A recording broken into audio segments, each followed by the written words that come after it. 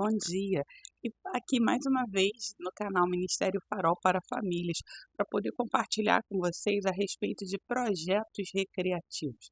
Projetos recreativos vai falar um pouquinho para a gente e lembrar a gente de uma sala de estar, que é onde a família vai descobrir a diversão, a alegria da vida. E é interessante porque lá nos Estados Unidos tem uma sala que se chama Family Room, e essa sala, ela fica literalmente colada à cozinha, né? É a famosa cozinha de conceito americano, que é uma cozinha totalmente aberta. Ela tem uma bancada no meio. E enquanto a pessoa ou alguém da família está indo lá petiscar alguma coisa ou fazer a refeição, né? Preparar a refeição, o restante dos membros da família está no outro compartimento aberto. Então tá todo mundo se vendo, tá todo mundo conversando, tem criança jogando, ou gente assistindo televisão. Então é um espaço onde as pessoas se divertem, onde as pessoas compartilham.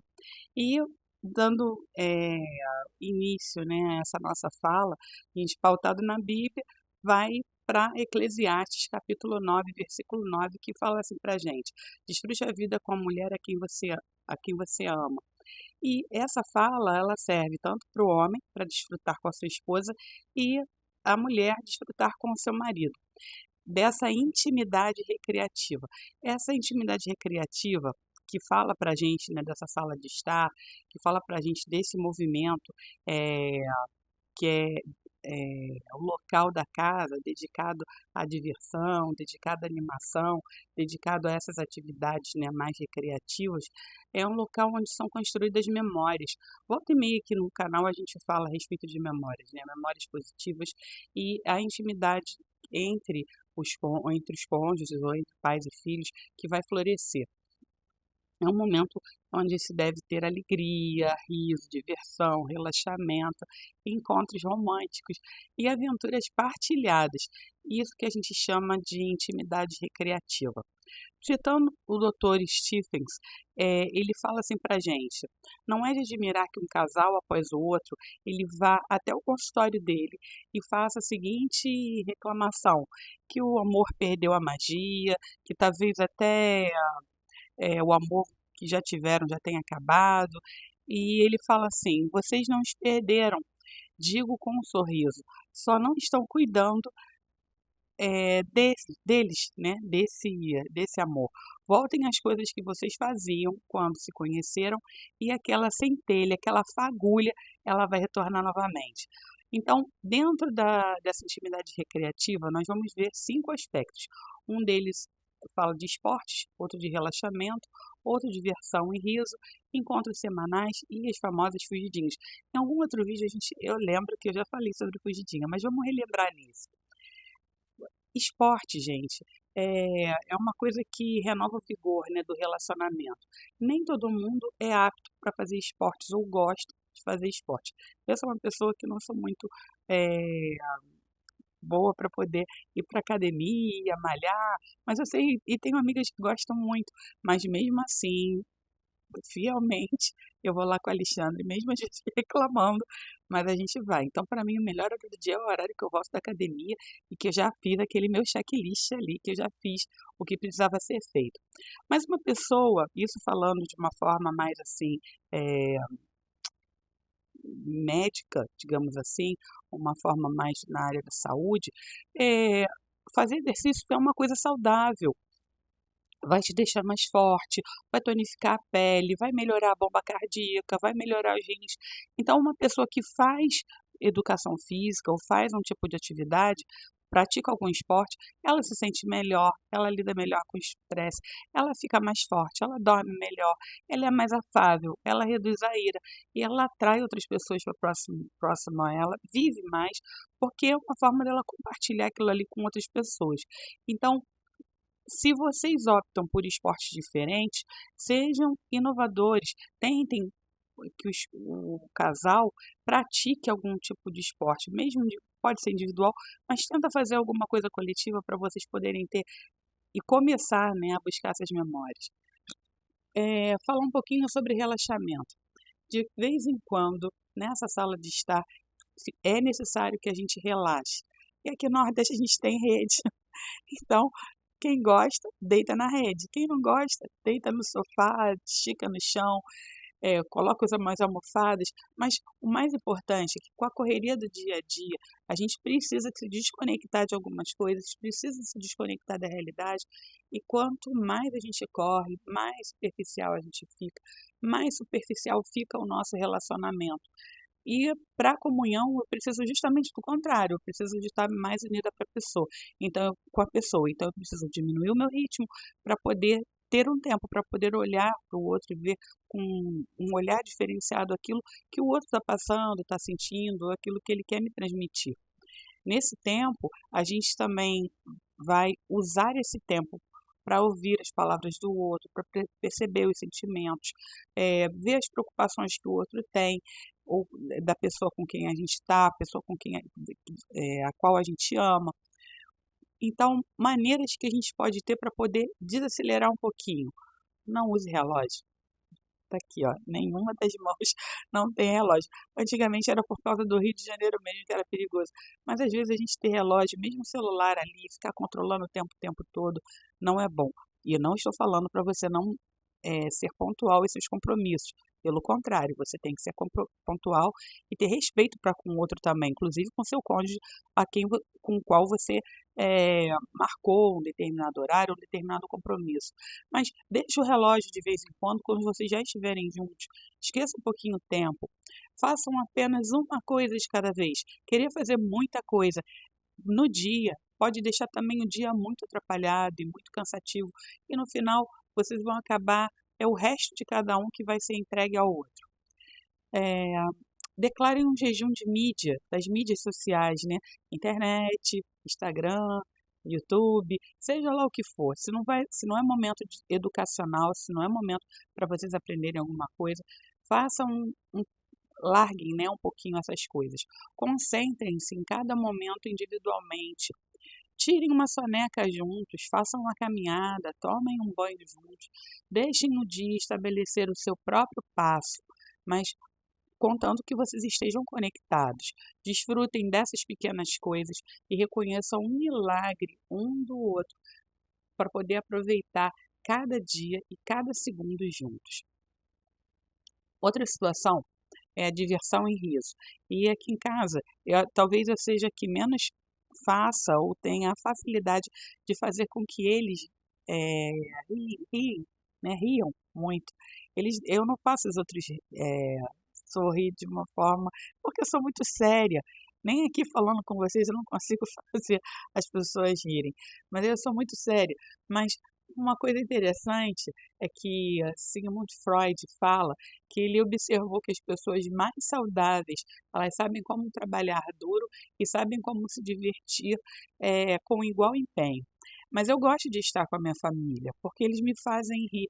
Eles às vezes despertam em mim situações que eu não estava esperando. E eu fico lembrando disso depois. Posso até rir tardiamente, mas eu rio do que eles falam para mim. São muitas gracinhas. E eles pegam no meu pé direto também. Os casais que sabem brincar e divertir-se juntos, eles desempenham um vínculo que podem mantê-los muito mais unidos em tempos difíceis. Nós adultos parece que perdemos essa capacidade de brincar, né, que as crianças têm. E isso é importante. Diversão, ela também é um assunto sério, né? Uma boa parte da diversão é o riso, é aquilo que você vai provocar no outro. E a risada, ela aproxima o casal, é capaz de cortar tensões, possíveis rixas, né, dentro do relacionamento. A carta de Gálatas, ela cita as características do fruto do espírito. E a alegria é logo a segunda, né? Ela vem logo seguida através do amor. E com a alegria vem a diversão e o riso. É, é bom quando a gente pode lembrar, é bom quando a gente pode compartilhar determinadas coisas ou determinadas situações que nos fazem bem. Uma outra situação são os encontros semanais, né? Para você como casal, crie uma rotina de encontros. Isso é uma coisa saudável. Pode ser semanal, pode ser de 15 em 15 dias, pode ser de 20 em 20 dias, uma vez por mês, não sei. O interessante é que fosse semanal, né? Encontros semanais. Mas às vezes a rotina do trabalho da gente, ou épocas ou períodos, elas são muito complicadas. Mas a sugestão é que se faça semanalmente. É, E aí, existem pessoas que dão mil e uma desculpas para que esses encontros semanais eles não aconteçam. Então, olha as desculpas. Nós somos ocupados demais. Ah, falta dinheiro. Ser ocupado demais é a questão de prioridade, né? A gente pode dar prioridade para aquilo que tem que ser dado prioridade. Então, se aquilo não é minha prioridade, eu vou deixar de escanteio. Falta de dinheiro, eu falo com experiência minha e do Alexandre, muitas vezes a gente estava sem dinheiro e algumas saidinhas, só caminhar, só dar uma volta na rua, às vezes tomar um picolé, às vezes nem tomar picolé, mas a gente fazia. E isso sempre foi muito bom. Eh, não conseguir concordar com o que fazer ou com o que outro quer. E aí é fácil, cada semana um escolhe um local, uma situação ou o que quer fazer, né?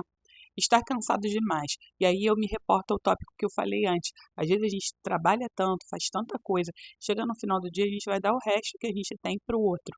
E aí realmente está cansado demais. Então, não vale, né? Vamos poupar um pouquinho para a gente poder dar o melhor que a gente tem para o nosso cônjuge. Frustrados demais um com o outro. Ah, briguei, não quero, não gosto, não vou fazer, não merece isso que eu faça. Isso é ruim. Então não se fiquem frustrados um com o outro. Compartilhem bons momentos. Nada se parece com diversão, parece só visita ou só um passeio, já fui nesse local. Muitas pessoas falam até isso. Mas tudo pode ser motivo de diversão. Pessoas que são muito presas a rotinas.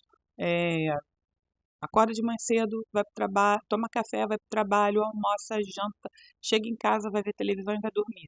Quebra essa rotina, muda um pouquinho para poder ver que as coisas podem mudar, né, através disso. Receio de ficar a sós um com o outro. Por quê, né? Por que receio?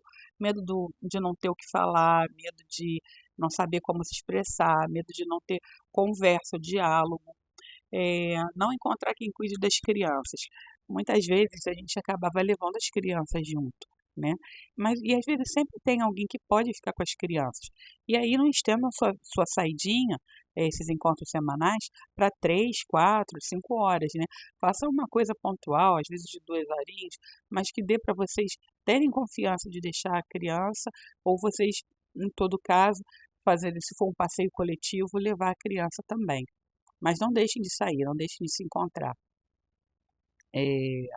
Um encontro, ele exige mais planejamento e criatividade, e exige mais dessa porção do que dinheiro ou de qualquer outra coisa citada acima. Porque quando eu paro para pensar no passeio, eu vou ter que ser criativo e vou pensar no outro. Então é uma qualidade de tempo que eu estou pensando em fazer ou ter com o outro. O mais importante não é para onde vocês vão, e sim qual a qualidade de tempo que vocês vão poder passar juntos. Regras básicas que podem nos ajudar a tornar esses encontros bem-sucedidos, né? Encontros de marido e mulher. Façam do encontro uma prioridade. Busquem isso, tenham prazer nisso. Convide o cônjuge formalmente, com carinho, com um convitezinho, com um bilhetinho, com uma palavra doce, meiga. Não é assim, ei, se arruma aí, vamos sair. Não pode ser dessa forma. Tem que ser de uma forma mais apaixonada, porque o homem, ele pega fogo rapidinho. Mas a mulher, ela precisa, né, ser todo dia ali abanada, eh, adocicada, melada e enriquecida, né, com algumas palavras para ela se sentir valorizada, se sentir amada. E não é difícil fazer isso. Bom, reservem uma noite para os encontros regularmente. Então, por exemplo, toda quinta-feira ou toda quarta-feira, que é onde vocês têm uma folga, se isso for muito difícil, tudo bem, pode ser esporádico, né? É porque quando você deixa, não marca um dia, deixa largado, naquele dia você não vai ter um compromisso ou uma situação, no outro dia também, no outro dia também, e acaba que você nunca faz. Reserve uma noite para esses encontros, né, regularmente e entrem num acordo, né? Quem planejará o encontro, dividam as escolhas, cada semana um escolhe, ou de 15 em 15 dias um escolhe. Seja positivo se o cônjuge escolher um lugar que não seja do seu agrado. já aconteceu, e aí eu conto uma particularidade nossa, que eu e Alexandre fomos, eu queria muito assistir um filme, já aconteceu na verdade 2 vezes. Eu levei ele para assistir 2 filmes que foram um fiasco. O primeiro filme foi, tinha um ator famoso que ele sempre falou para mim: "Veja sempre o filme pelo ator". Aí eu olhei, assim: "Bom, ele gosta desse ator também, eu também gosto, deve ser um bom filme". Gente, eu acho que o nome do filme é 8 milímetros. Vocês não fazem ideia. Foi tiro do início ao fim. Isso foi uma noite romântica. E a outra noite romântica foi que a gente também foi para o cinema, fomos assistir a um filme. E o nome do filme era até bem sugestivo, só que era um filme de zumbi. E aí foi muito engraçado, mas a gente deu boas risadas juntos no final, né? Mas foi bom. Mas não foi romântico, foi engraçado. Então sejam criativos, façam algo romântico, andem, caminhem de mãos dadas e divirtam-se. Essa é a tônica da situação.